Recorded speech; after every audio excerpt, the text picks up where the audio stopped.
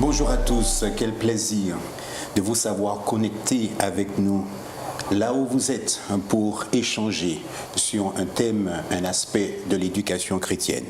Aujourd'hui, j'ai avec moi deux théologiens expérimentés, Pasteur 16 et Catherine Montabor. Mais juste avant d'entrer dans le vif du sujet, prions. Nous allons demander à Pasteur 16 de nous conduire en prière et ensuite nous allons enchaîner sur le thème d'aujourd'hui. Nous voulons te dire merci au Dieu trois fois saint pour ce privilège que tu nous donnes de pouvoir partager ta parole avec ceux qui nous regardent en ce moment. Nous savons que dans les foyers où ils se trouvent, là où ils se trouvent, cette parole va pouvoir pénétrer dans leur cœur et donner des fruits, porter des fruits. Car tu dis que ta parole ne retourne pas à toi sans avoir fait des effets. Nous souhaitons que les effets que cette parole fasse dans les cœurs soient des effets positifs pour tout un chacun. Conduis-nous pendant ce temps de partage. Nous t'avons prié au nom de Jésus. Amen. Amen. L'histoire de l'humanité est jalonnée d'événements terribles et particulièrement douloureux qui laissent plus d'un dans la confusion concernant le rôle joué par Dieu à travers l'histoire, à travers le chaos dans lequel on est. En effet, les désastres naturels et leur impact sur l'humanité, les guerres entre les peuples, ainsi que les crises de tout genre, les abus de tout genre, eh bien, ternissent l'image de Dieu, et son action en faveur de l'humanité. Face à cette triste condition, il est tout à fait normal que l'homme moderne, ainsi que nous autres chrétiens, cherchent à mieux appréhender cette réalité plus que déconcertante. Il s'agit donc aujourd'hui de répondre dans notre discussion à une question importante. En quoi donc Jésus, par sa vie et son ministère, peut-il aider à mieux comprendre le but de Dieu pour nous à travers tout ce qui nous entoure? Bien sûr, nous allons chercher à répondre à cette question de façon progressive. Et avec l'aide de Catherine Montabor et Pasteur 16, nous aurons réponse à cette question. Et je suis persuadé que nous serons plus forts, de plus forts enseignants, plus percutants, afin que Dieu soit vraiment glorifié et que notre enseignement porte du fruit. Que nous enseigne cette parole sur la raison pour laquelle Jésus est venu au monde? Catherine. Alors, la parole de Dieu nous montre plusieurs choses, plusieurs éléments, mais quand on regarde, l'une des premières choses, c'est que Jésus est donc Dieu qui est venu demeurer avec nous, représentant de Dieu sur terre. Nous savons qu'il est écrit dans Jean 3,16 que Dieu a tant aimé le monde qu'il a donné son Fils, afin que quiconque croit en lui soit sauvé, donc pour notre salut.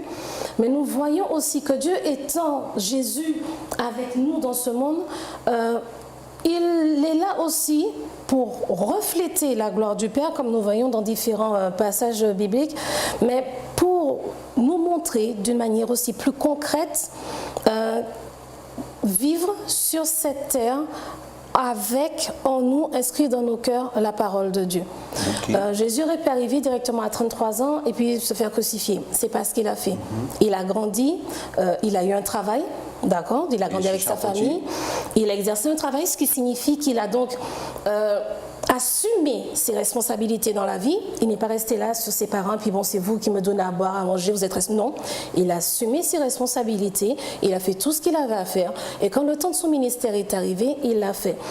Et en allant plus profondément dans les écrits, je pense que donc nous allons le voir aussi au fur et à mesure de notre discussion, Jésus a vécu sur terre en tant qu'être humain, avec une relation particulière avec Dieu, afin de nous montrer que c'est aussi possible pour nous d'avoir de manière vivante ce soutien que Dieu nous offre, pouvoir le refléter et apprendre à grandir avec lui, et que la vie que nous avons sur terre n'est pas juste un truc comme ça, c'est le début du cheminement qui nous emmène jusqu'à la vie éternelle.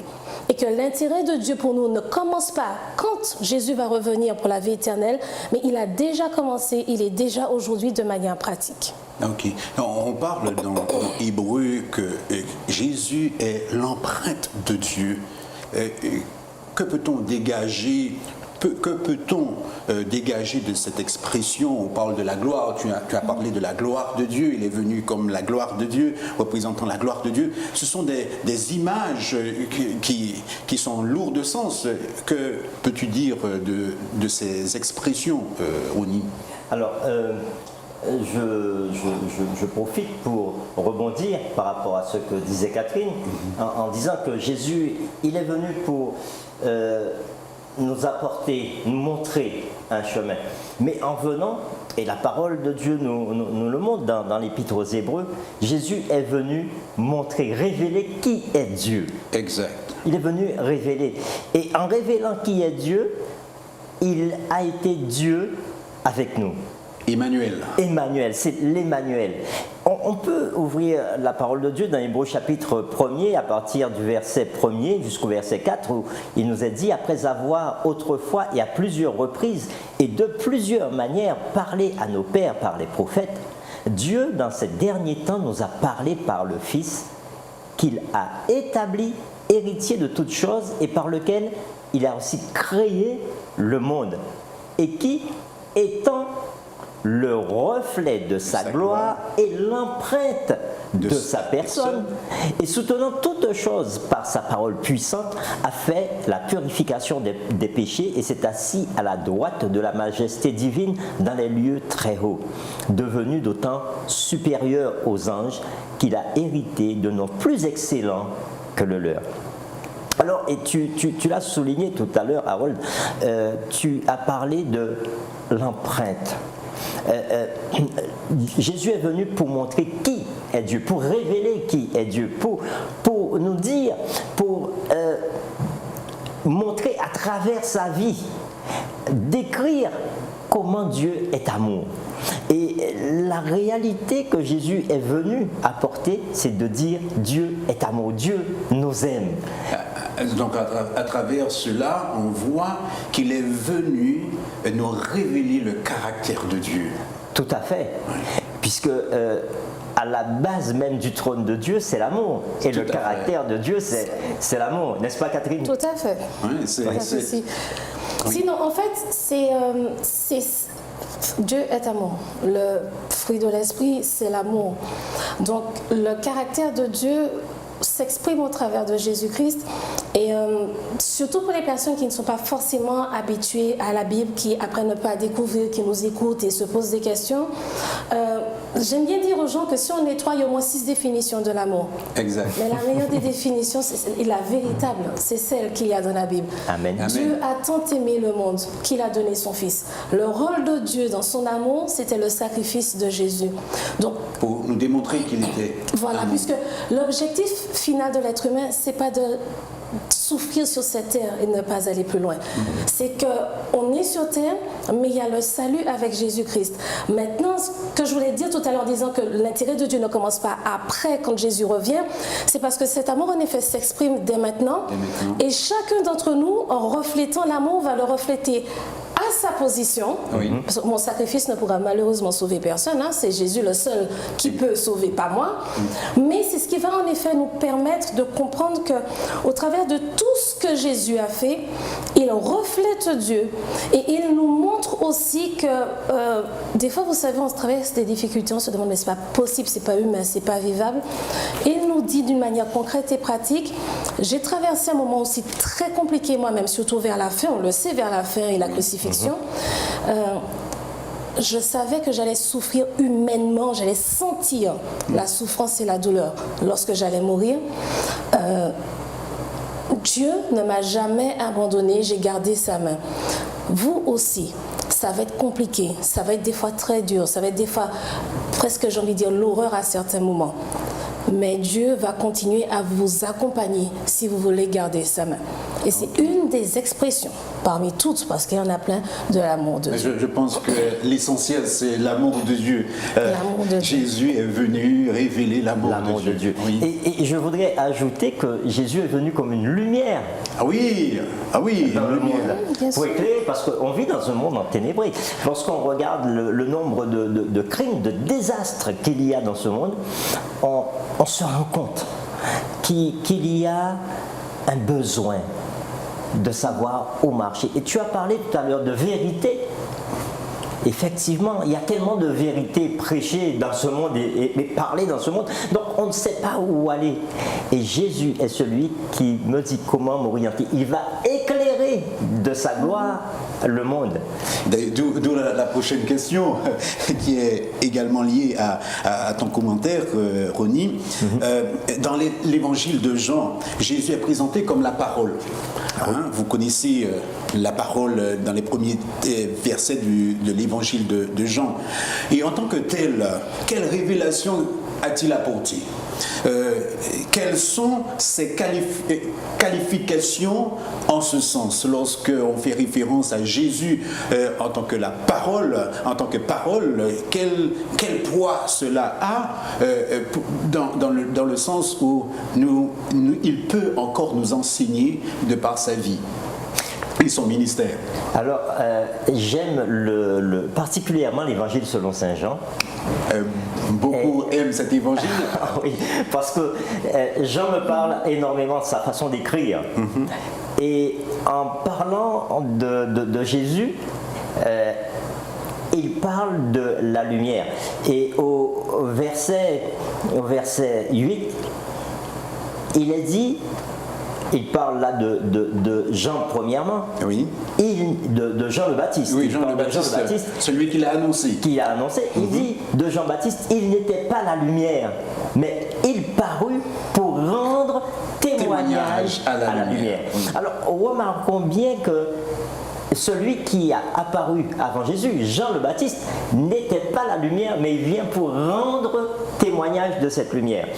Et dans son évolution, la façon dont Jean va décrire l'arrivée de Jésus, au verset 9, il dit « Cette lumière était la véritable lumière qui, en venant dans le monde, éclaire tout homme. » La terre est éclairée de sa gloire.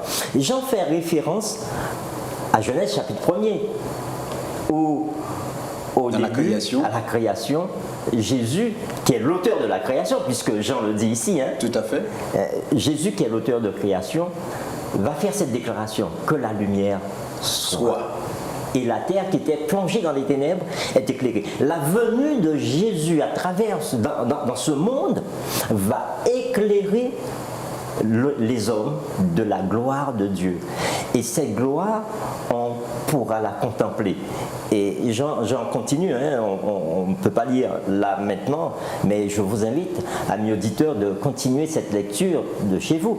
Mais vous verrez que Jean décrit la façon dont la venue de Jésus éclaire le monde, éclaire les hommes et tout être humain. Alors il n'y a pas que les croyants, mais même ceux qui ne croient pas, quand ils entendent parler de Jésus, ils sont impressionnés par la personne de Jésus. Même s'ils ne mettent pas leur foi en Jésus, mais ils sont impressionnés par la personne de Jésus, parce que la personne de Jésus brille, elle éclaire. Tout à fait. Il est impressionnant. Lorsque nous contemplons vraiment Jésus, on voit qu'il a une mission de révéler le Père, le Dieu dans son amour, dans son caractère. Et toute personne qui se rapproche de Jésus a la vie transformée. Amen. Amen, amen, amen. Je voudrais aussi souligner, peut-être que Catherine, qui est très sensible à cela, va certainement rebondir en parlant de Jean le Baptiste, qui témoigne de la lumière, n'est-ce pas? Puisque tu en as fait référence tout à l'heure, la question du témoignage de la lumière. Oui, alors Jean-Baptiste qui témoigne en effet de la lumière, mais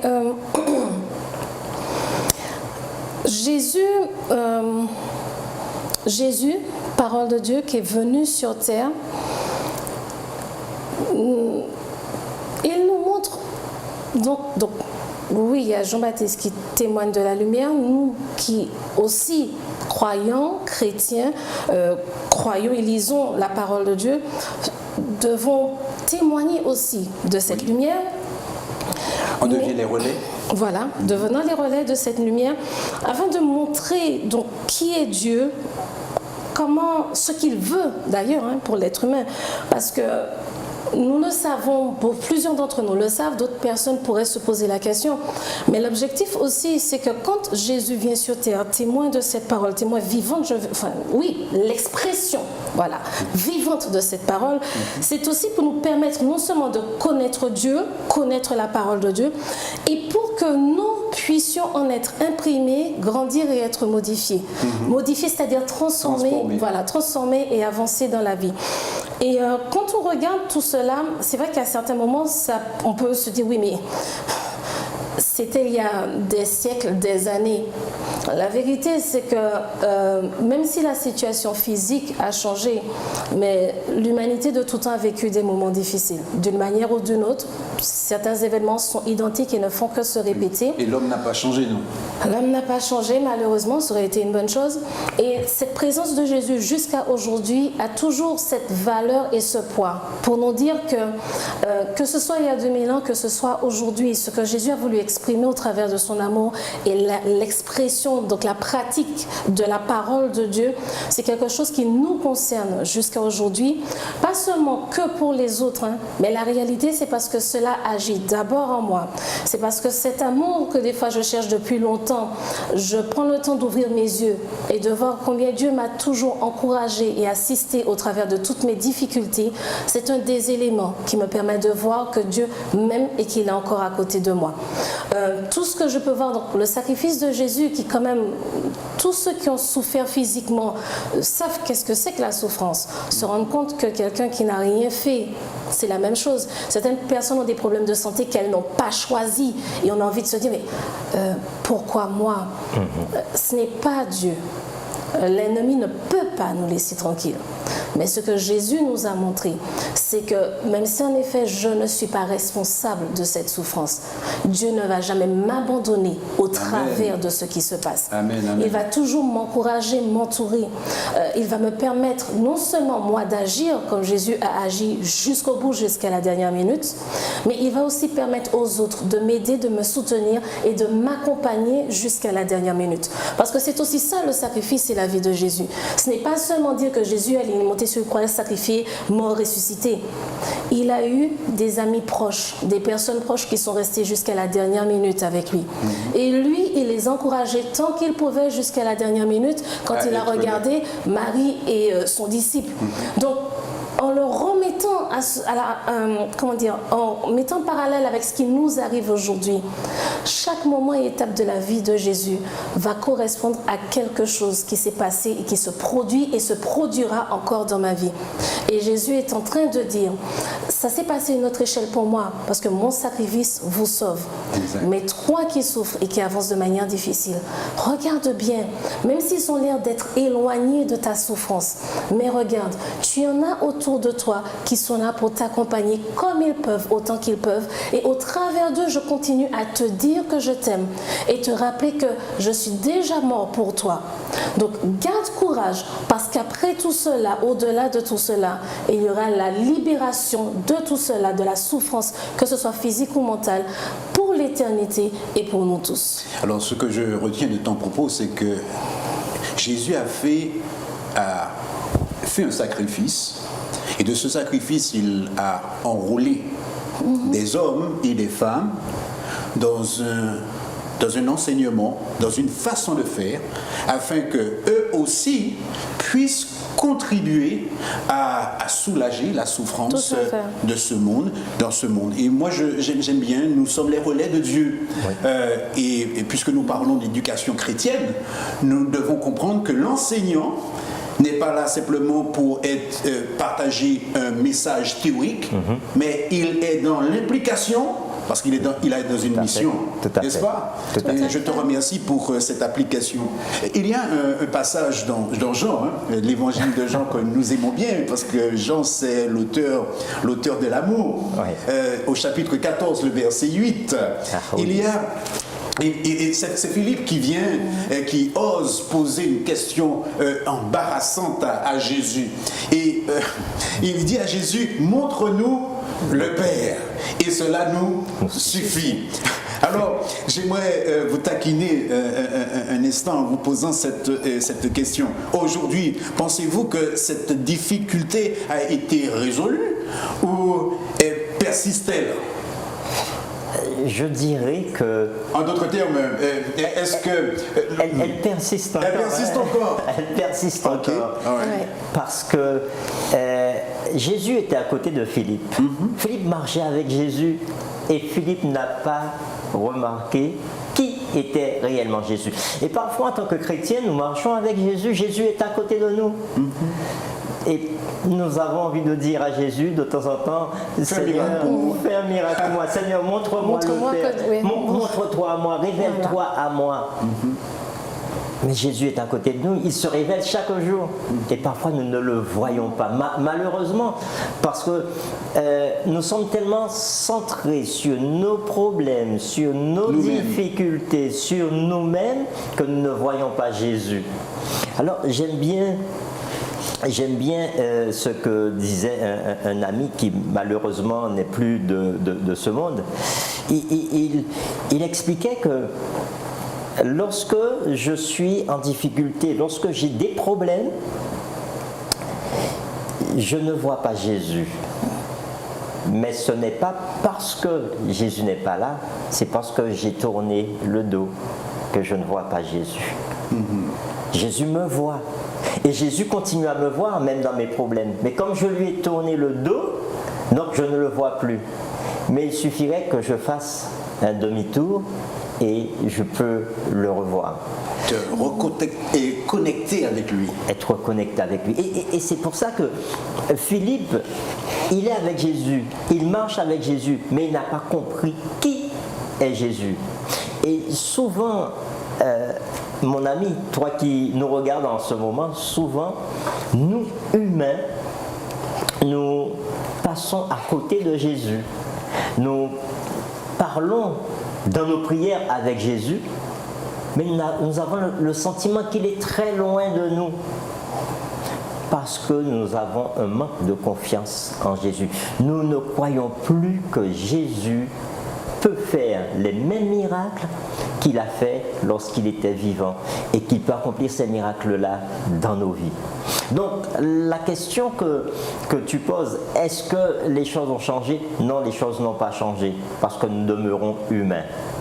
Et parce que nous sommes humains, nous passons à côté de Jésus. Mais Jésus est là. Donc comment peut-on résoudre ce problème? En regardant à Jésus. Ok. Parce que nous arrivons à la même conclusion. À la même conclusion. Oui. En regardant à Jésus, je vois le Père, je vois Dieu. L'amour. Je vois, et c'est l'amour que je vois. Indéfectible d'un Dieu qu'on ne voit pas, mais qui s'est révélé en personne à travers la personne de Jésus. Alors, en général, j'aime bien prendre une image quand justement on parle de ça, de fait de rester focalisé sur nos problèmes. Si je prends ce petit calendrier, il n'est pas si grand que ça. Oui. Mais c'est vrai que malheureusement, surtout quand les problèmes sont arrivés d'une manière assez brutale, si la chose a duré très longtemps, le cerveau ne fonctionne plus comme d'habitude. Au bout d'un moment, il s'use. Il n'arrive pas, la biochimie du cerveau ne suit pas. Sur la longueur, ça ne suit pas. Et à la fin, ce petit calendrier finit par prendre tout mon champ visuel. Exact. Et là, j'ai un souci parce que je n'arrive même pas à me rendre compte qu'il a déjà pris tout mon champ visuel. Et c'est là où regarder à Jésus va être un exercice qui va demander non seulement à ce que je prenne, moi, j'arrive à consciemment prendre de la distance avec ma difficulté. Et puis, comme je disais tout à l'heure, quand Jésus était sur la croix, je sais que j'ai cette difficulté-là, mais j'ai des êtres humains autour de moi. Il y a ma mère qui va souffrir parce que je ne serai plus là. Il y a mes disciples aussi qui vont souffrir parce qu'ils ont été proches de moi quand même pendant 3 ans. Ils ont nourri des sentiments pour moi et moi aussi envers eux. D'ailleurs, les derniers moments que Jésus a passés avec ses disciples, à leur parler, à leur révéler certaines choses, c'était un moment entre eux. Donc, ces personnes vont souffrir. Disciples, voici ta mère. J'ai conscience que vous êtes déjà en train de souffrir et que vous allez souffrir. Et le fait de moi pouvoir essayer de prendre un peu de distance, regarder autour de moi, entre mes frères et sœurs de sang, de cœur, de confession, mes enfants, ma famille, si je suis mariée, donc mon conjoint, ma conjointe, comment aussi les gens se portent, qu'est-ce qui se passe dans leur vie. Cela me permet d'une manière réelle de prendre un peu de distance. Et comme je prends de la distance, Dieu permet aux autres personnes, et je dirais même, je permets à Dieu, au travers des autres personnes, non seulement de m'encourager, de me soutenir, mais souvent de me donner la solution dont j'ai besoin. Parce que Dieu nous parle. Et comme me disait une fois un professeur, il ne te parle pas seulement qu'à toi-même. Il parle aussi au travers des personnes qui t'entourent. Okay. Il est pour nous et pour les autres nécessaire de mettre un petit peu à part, de prendre de la distance. Parce que c'est avec cette distance-là que Dieu peut agir d'une manière plus concrète et réelle. Et que je vais avoir l'opportunité de le voir vraiment faire ses miracles et me répondre. Parce que la vérité, c'est qu'en effet, dans les moments difficiles, Jésus est là, mais tu as presque envie de lui dire, j'ai fait ça à une époque, hein, tu regardes la fenêtre, Jésus, alors je te rappelle, je m'appelle Catherine, mon tabord, voilà mon adresse. Je sais pas, mais je te rappelle, on ne sait jamais. Okay. On a l'impression d'être tellement loin. Mais nous avons besoin aussi de nous tourner vers les personnes autour parce qu'elles sont les messages. Ces personnes sont les messagères, donc les messagers de Jésus, de Dieu. Avec qui je dois échanger pour moi aussi avancer et leur permettre d'avancer et qu'ensemble nous avancions. Parce que c'est une des réalités de notre vie. Tout à fait, et c'est un très bel exemple que je vais retenir, l'exemple du calendrier. Oui, c'est une petite chose qui nous bouche les yeux. Et chaque personne a besoin d'être un Jean-Baptiste qui est venu pour révéler la lumière. Nous ne sommes pas la lumière. Mais nous sommes là pour révéler la lumière. En réalité, je peux peut-être prendre un exemple pratique. La lune n'est pas le soleil. Exact. Mais la lune reflète le soleil. Et donc le soir, nous avons la lumière. Et j'aime admirer la pleine lune. Quand on est dans un endroit où il n'y a pas du tout de lumière artificielle, eh bien on peut voir clairement tout ce qu'il y a autour de nous avec le clair de lune. Donc de même, Jésus est en train de nous dire, vous êtes la lumière du monde. Alléluia, alléluia. Et j'ai beaucoup apprécié l'image qu'elle a prise avec le calendrier. Lorsque nous prenons, le temps de mettre de côté, je vais le dire différemment, nos problèmes, nous éloigner des problèmes, notre champ de vision s'élargit. Tout à fait. Et à ce moment-là, on peut voir comment Dieu agit à travers ceux qu'il a placés à nos côtés. Bien souvent, on n'ose pas croire que ceux que Dieu a placés à côté de nous sont les mains utiles de Dieu. Eh bien, continuons dans notre discussion et nous allons prendre un texte dans Philippiens chapitre 2. Ce chapitre de l'apôtre Paul est l'un des passages les plus profonds de la Bible qui révèle que Christ a une préexistence, mais également un ministère sur terre. En quoi cette référence biblique est-elle pertinente pour nous aujourd'hui en ce qui concerne notre compréhension de notre devoir de ressembler à Jésus? Quel engagement Paul voulait-il transmettre qui serait sujet à orienter notre vie? D'après vous, à travers ce chapitre 2 du livre de l'Épître aux Philippiens. Alors, permettez-moi de lire quelques passages de ce texte. Sens-toi libre. Ok. Alors, J'aime commencer à partir du verset 2, Oui. où Paul dit ceci: rendez ma joie parfaite. Alors j'aime bien quand Paul dit rendez ma joie parfaite. Paul est un homme joyeux et il l'exprime dans cet épître. Mais il dit à ce verset 2, rendez ma joie parfaite. Donc allez un peu plus loin avec moi. Je suis déjà joyeux, mais permettez que ma joie soit totalement parfaite. Et comment vous pouvez le faire? En ayant un même sentiment, un même amour, une même âme, une même pensée. Et comment arrive-t-on à avoir cela? Et il l'explique plus bas en disant: ne faites rien par esprit de parti ou par vaine gloire, mais que l'humilité vous fasse regarder les autres comme étant au-dessus de vous-même. C'est parfois difficile, hein? Alors on sort de ce Dieu qui est esprit qu'on ne voit pas et on rentre dans la pratique. C'est ce que tu veux exprimer à travers ce passage. Totalement dans la pratique. Jésus est venu pour faire quoi? Pour nous révéler le Père. C'est ce que nous avons dit. Il est l'empreinte même de la personne du Père. Quand on a vu Jésus, on a vu le Père. C'est ce que Philippe dit. Et Paul l'exprime un peu plus bas. Voilà, comment peut-on réaliser tout cela?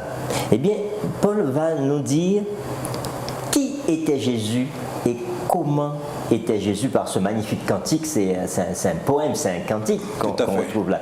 Il dit: ayez en vous les sentiments qui étaient en Jésus-Christ, lequel existant en forme de Dieu n'a point regardé comme une proie à arracher d'être égal à Dieu, mais s'est dépouillé lui-même en prenant une forme de serviteur et devenant semblable aux hommes, ayant paru comme un simple homme, il s'est humilié lui-même, se rendant obéissant jusqu'à la mort, même jusqu'à la mort de la croix. Ah, je trouve ce passage-là déconcertant. Dieu qui vient comme un bébé, qui naîtra dans une crèche, qui sera à la merci de deux humains, Joseph et Marie. Marie, oui. Vous imaginez Dieu à la merci de deux humains qui doivent lui donner une éducation, qui doivent l'élever. Prendre la forme d'un vulnérable, une personne vulnérable. Une personne vulnérable. Il est bébé avant tout. Parfois, nous pensons à Christ faisant des miracles. Christ, les hauts faits. Les hauts faits, Oui. arrêtant la mer, arrêtant la tempête. Et on oublie que Christ a été avant tout un bébé vulnérable, dans une crèche, dans un endroit où un enfant ne naît pas normalement, généralement. Il s'est humilié jusque-là. Il a pris la forme d'un serviteur. D'un serviteur, d'un simple homme. Et c'est déconcertant pour moi, humain, quand je contemple ce Christ-là. Et si je passe du temps à contempler ce Christ-là, je pourrais considérer les autres comme étant au-dessus de moi. Il y a une image que j'aime à dire. Lorsque l'on contemple Christ, nous comprenons qu'il est venu nous apprendre ce qu'est l'humain. Comment l'humain doit se comporter par rapport à Dieu. C'est-à-dire que la spiritualité n'est pas... c'est pas quelque chose que nous ne pouvons pas comprendre. Elle se réalise à travers la personne de Jésus. Et ce que Jésus a vécu, nous pouvons également le vivre. Donc c'est pas du chinois. Donc tu es en train de nous dire que la spiritualité, c'est la vie. C'est la vie. La vie de Jésus. Ouais. Et nous devons, je crois que nous devons prendre cette image, cet exemple, le serviteur, pour aller de l'avant et soutenir, et ça c'est le rôle de l'éducateur chrétien, pour transmettre un savoir, mais également une vie pratique. Qu'est-ce que tu peux ajouter de tout cela, Catherine, avant d'entamer la dernière question qui va achever notre discussion. Peut-être juste deux petits éléments. Quand on parle de contempler Jésus, peut-être que certaines personnes auront du mal à comprendre qu'est-ce que c'est que contempler Jésus. Okay. Quand on a fait certaines années, oui, on a une autre idée de ce que c'est que contempler Jésus. Mais quand on voit des jeunes, physiquement des jeunes dans la foi, contempler Jésus, c'est aussi prendre le temps de lire. Et c'est vrai que le livre de Jean, c'est un livre formidable concernant l'amour, où on parle de Jésus, de l'expression de l'amour, Jésus lui-même, et ça fait partie des chapitres et des versets que j'aime dans la Bible, dans Jean chapitre 17, j'ai prié pour vous, j'ai vaincu le monde, vous n'avez pas à vous battre contre cela. Et d'ailleurs, j'ai prié pour mes disciples, mais je prie pour ceux qui croiront à partir Amen. de mes disciples. Amen. Et c'est vrai que ça fait partie des textes préférés que j'ai, parce que je sais que Jésus a prié déjà pour moi. Amen. Il a dit lui-même, Seigneur, je ne te prie pas seulement pour eux, mais je te prie pour ceux qui croiront à travers eux. Donc ceux qui croiront à travers sa parole, à travers la Bible. Donc, et il y a ça aussi. Donc contempler Jésus, c'est aussi prendre le temps de relire les évangiles, surtout quand on n'a pas l'habitude, comme ce sont des histoires, des expériences, des paraboles, les différentes choses, ça permet de rendre les choses un petit peu plus claires pour ceux qui n'ont vraiment pas l'habitude. Quand on a l'habitude après des prophéties et tout, oui. Mais pour ceux qui ne savent pas, qui sont encore, j'ai envie de dire, entre guillemets, débutants dans la lecture, dans l'expérience, ce sont des réalités, des histoires vécues ou des paraboles, donc au travers desquelles Jésus nous parle, et qui expriment vraiment l'amour de Dieu. Et ça nous permet en effet de contempler Jésus, de voir comment il agit avec les personnes, de comment il aurait agi s'il était là physiquement avec moi, et comment il agit au travers des autres pour moi. Donc voir l'action de Jésus au travers de tout cela, c'est contempler aussi Jésus. Et puis la deuxième chose, je le dis parce que je me rappelle que quand j'étais jeune, c'était quelque chose qui me posait un souci particulier. Et quand je discute avec les jeunes, adventistes ou non, va dans les églises, et hors du contexte religieux, l'être humain a encore un petit souci, pour ne pas dire un énorme souci, entre le verbe humilier, c'est-à-dire l'humilité et l'humiliation. Oui. Ah oui. Il est marqué Philippiens 2, verset 7, mais il s'est dépouillé lui-même. Lui-même. C'est de l'humilité. Ouais. L'humiliation, c'est le mépris que je vais exercer envers quelqu'un. Quelqu'un qui exerce du mépris n'est pas en train de refléter Dieu. Il n'est pas en train de refléter Jésus. Exercer du mépris envers quelqu'un n'est pas refléter Dieu, ce n'est pas refléter Jésus. C'est refléter de la méchanceté ou parfois refléter la non-guérison d'une blessure. C'est être méchant. Être méchant, Ah oui. mais c'est parfois aussi refléter la non-guérison d'une blessure. Ok. Asseyons-nous, parce que ce reflet est de la méchanceté, ça c'est clair. Mais si ça reflète la non-guérison d'une blessure, ça veut dire que j'ai mal et que je souffre.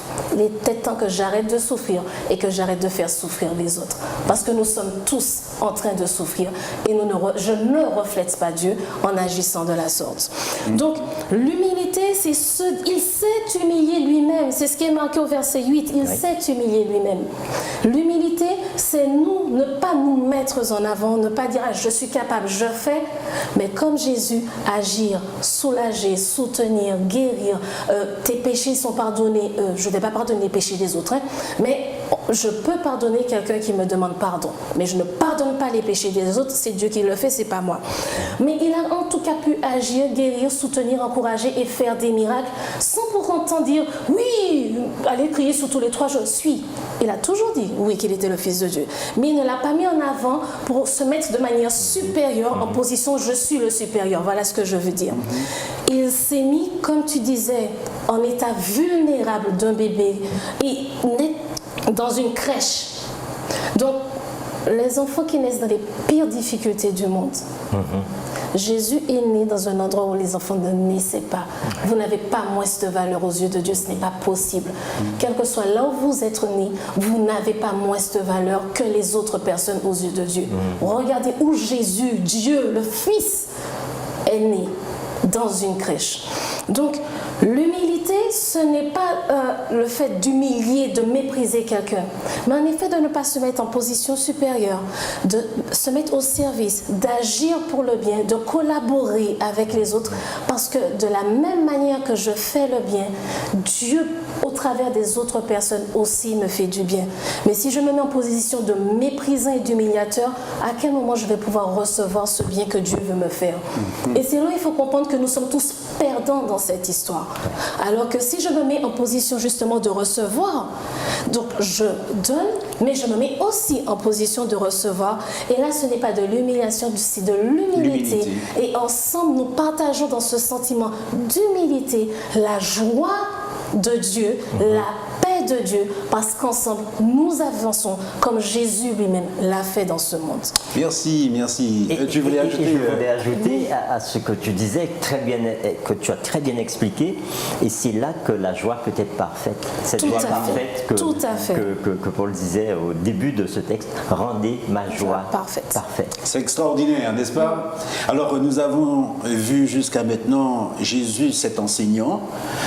Nous pouvons apprendre de lui. Il nous révèle Christ, Dieu, le Père, avec son caractère, mais nous voyons également cet aspect pratique, puisqu'il est, il est parmi nous, il est Emmanuel parmi nous, mais il y a un aspect dans son ministère qui devrait nous interpeller, que nous enseigne la réconciliation sur les intentions de Dieu à notre égard et notre devoir vis-à-vis des autres. C'est vrai que dans son explication, Catherine a touché un mot là-dessus. Et juste que je... Oui, voilà, mais c'est... Mais c'est un point important, la réconciliation. Quelles sont les intentions de Dieu? Ouais. Alors ça me dépasse parfois la question de la réconciliation. Vous savez, c'est pas évident dans certaines situations de pouvoir se réconcilier avec certaines personnes. Jugez-en vous-même. Ce n'est pas évident à certains moments de pouvoir se réconcilier, surtout lorsqu'on a été blessé au plus profond de soi. Ce n'est pas évident. Et pourtant, Dieu nous invite à être des agents de la réconciliation. Parce qu'il a donné l'exemple. Exact. À travers le Christ, il a donné l'exemple. Et nous pouvons le lire dans 2 Corinthiens chapitre 5. 2 Corinthiens chapitre 5 à partir du verset 16.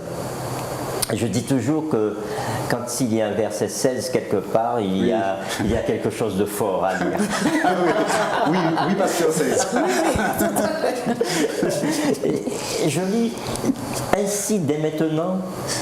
Nous ne connaissons personne selon la chair, et si nous avons connu Christ selon la chair, maintenant nous ne le connaissons plus de cette manière. Remarquez bien, il dit nous ne le connaissons plus de cette manière. Si quelqu'un est en Christ, il est une nouvelle créature. Les choses anciennes sont passées, et voici toutes choses sont devenues nouvelles. Et tout cela vient de Dieu qui nous a réconciliés avec lui par Christ et qui nous a donné le ministère de la réconciliation. Car Dieu était en Christ, réconciliant le monde avec lui-même, en n'imputant point aux hommes leurs offenses. Et il a mis en nous la parole de la réconciliation. Nous faisons donc les fonctions d'ambassadeurs pour Christ, comme si Dieu exhortait par nous. Nous vous en supplions, au nom de Christ, soyez réconciliés avec Dieu. Et au verset 21, il est dit, celui qui n'a point connu le péché, il l'a fait devenir péché pour nous, afin que nous devenions en lui justice de Dieu. Dieu fait quelque chose de grand, d'incompréhensible pour moi humain, lorsqu'il va trouver le processus de la réconciliation. Là où il ne peut pas y avoir de réconciliation, Dieu a le secret. Il va trouver le mécanisme de la réconciliation.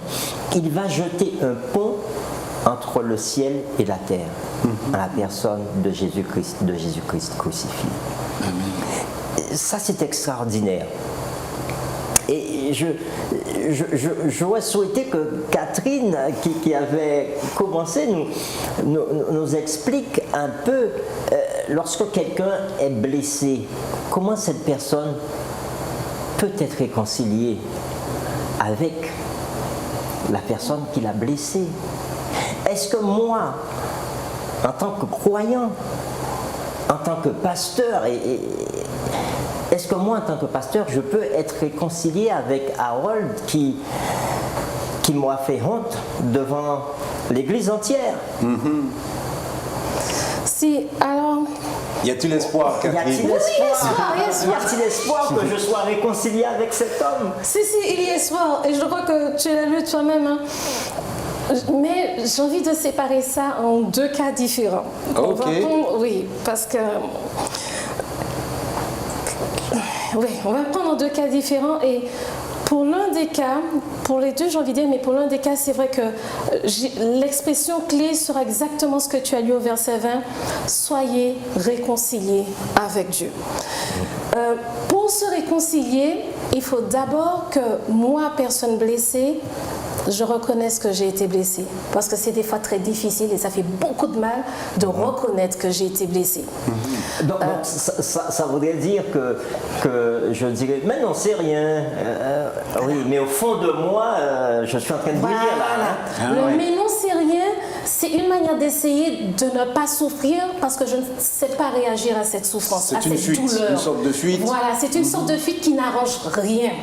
Donc, c'est pas la peine de dire c'est rien, ça m'a fait mal, que je reconnaisse que ça m'a fait mal. Que la personne aussi en face reconnaisse j'ai fait du mal. C'est pas la peine de dire ah mais non mais pas bon d'accord, t'as envie que je te dise pardon. Mais non, tu n'as jamais reconnu que ce que tu as dit ou tu as fait m'a blessé, m'a fait du mal. Et si nous regardons en tant que chrétiens, où est l'empathie, où est la compassion? Elle n'est pas là. Exact. Et c'est là où Dieu est présent dans tout ce que nous vivons sur cette terre. Si je ne comprends pas que j'ai blessé, je n'ai pas d'empathie, je n'ai pas de compassion. Donc après me dire chrétien, d'accord, marchons encore dessus. Mais déjà ça. Ensuite, en tant que chrétien, pouvoir se dire que, alors, je dois me réconcilier, donc je dois comprendre que j'ai blessé, comprendre et accepter que je suis blessée et travailler pour que cette blessure ne soit plus quelque chose qui me fasse autant mal. Pourquoi ça m'a blessée? Qu'est-ce que ça a réveillé au fond de moi qui m'a blessée? Qu'est-ce qui fait que je l'ai senti aussi fort parce que j'aurais pu le sentir moins fort? Il y a un certain travail comme cela à faire pour pouvoir s'apaiser déjà soi-même une partie suffisamment, que la personne en face vienne reconnaître sincèrement qu'elle a fait du mal, donc demander pardon et pouvoir avoir ce processus de réconciliation. Et là où je vais un petit peu emboîter dans le deuxième cas, mais très rapidement, c'est que j'ai marché sur le pied d'Harold, excuse-moi. Mais il y a des choses que nous répétons, que certaines personnes répètent et ça devient de la méchanceté et ça fait mal et ça se répète. Il faut aussi s'assurer et prendre le temps de s'assurer que la personne en face a des intentions pour changer. Si elle n'a pas prévu de changer, vous serez perpétuellement blessé. Donc qu'elle a prévu de changer et que vous voyez des changements durables, pas 3 jours, mais plutôt 3 mois ou 3 ans. Parce que sans ça, Dieu ne nous dit pas réconcilie-toi pour que tu sois encore brisé et malmené. C'est pas ça la réconciliation. C'est pour que les deux personnes se rendent compte là où j'ai encore ma faiblesse qui me fait mal, mais là où la personne en face agit avec méchanceté et doit aussi être transformée. Il y a un verset biblique qui nous dit que quand on a affaire à des arrogants, il faut s'éloigner. Si la personne ne cesse de nous faire du mal et n'a pas prévu d'arrêter de nous éloigner. Et je ne vais pas rentrer volontairement dans les situations où il y a eu des choses plus difficiles, plus horribles même de la vie, qui ne peuvent pas être pardonnées en une seconde. parce que ça c'est vraiment un autre domaine et cette différence par contre je tiens à la faire parce qu'il y a des situations et des choses de la vie qui demandent beaucoup plus de temps et dont le pardon ne signifie pas que je vais recommencer à bien parler avec la personne, mais je vais essayer de m'apaiser moi, d'avoir moins mal pour pouvoir avancer parce qu'il y a certaines situations qui justement il faut s'éloigner vraiment. Donc là nous n'allons pas rentrer dedans parce que c'est beaucoup plus pointilleux, compliqué et on ne va pas juste le malmener comme ça, l'évoquer, voilà. Mais sachons que pour les choses de base, entre guillemets assez légères, la réconciliation c'est moi ce qui fait que ça me blesse autant, mais la personne en face, mais finalement je ne reflète pas Jésus, je ne reflète pas Dieu. Donc les deux personnes doivent se remettre en question sur des points différents, mais elles doivent se remettre en question et se réconcilier à Dieu. C'est la seule manière que nous avons, comme tu disais tout à l'heure, d'avoir la même pensée. C'est pas parce que vous allez vous rallier à ma pensée, mais nous allons tous nous rallier à la pensée de Dieu. Amen. Alright. Eh bien, nous avons, l'heure est arrivée pour nous d'achever. Je pense que nous avons reçu beaucoup de nos échanges et nous avons été interpellés sur la raison pour laquelle Jésus est venu dans ce monde pour révéler le Père. Nous avons vu que ce n'était pas un enseignant qui faisait des discours, qui ne s'est pas limité à offrir, à présenter des discours, mais par sa vie et son ministère, nous avons vu qui est Dieu. Amen. Et aujourd'hui, il nous fait un appel, sachant que le monde n'a pas changé. Nous aurons encore des difficultés à traverser. Malheureusement. Mais celui qui a soif de connaître Dieu, il nous lance un appel. Si quelqu'un a soif, qu'il vienne à moi et qu'il boive. Ce Jésus du passé est le même aujourd'hui et est également celui qui sera demain. Alors, en répondant à cette invitation, nous, en tant qu'enseignants chrétiens, nous serons capables de mieux refléter Christ, de mieux refléter Dieu et donner de l'espérance à tout un chacun. C'est ainsi que nous achevons notre échange sur l'éducation chrétienne et nous vous donnons rendez-vous une prochaine fois afin de poursuivre cette aventure dans l'étude de la parole de Dieu. Pour mettre un terme à cette rencontre, nous allons prier avec Catherine, notre bien-aimée. Seigneur, nous te remercions pour ce moment d'échange que tu nous as permis d'avoir. Aide-nous à pouvoir continuer à travailler chacun d'entre nous avec toi sur nous-mêmes, pouvoir comprendre ce que tu as à nous dire, nous permettre d'apprendre à mieux te connaître, mais aussi que nous nous laissions transformer par toi afin de te ressembler. Que nous puissions regarder en face nos points faibles et nos défauts et te les présenter. Continue à nous donner force et courage. Continue à nous permettre de nous sentir à nos côtés et aide chacun d'entre nous au plus fond de nos difficultés qui avons du mal à te voir, à te sentir ou à t'entendre, à le faire. Que ta paix et ta grâce soient avec nous une fois de plus, au nom de Jésus ton Fils. Amen. Amen. Amen. Merci d'avoir été avec nous pour vous abreuver de la parole de Dieu.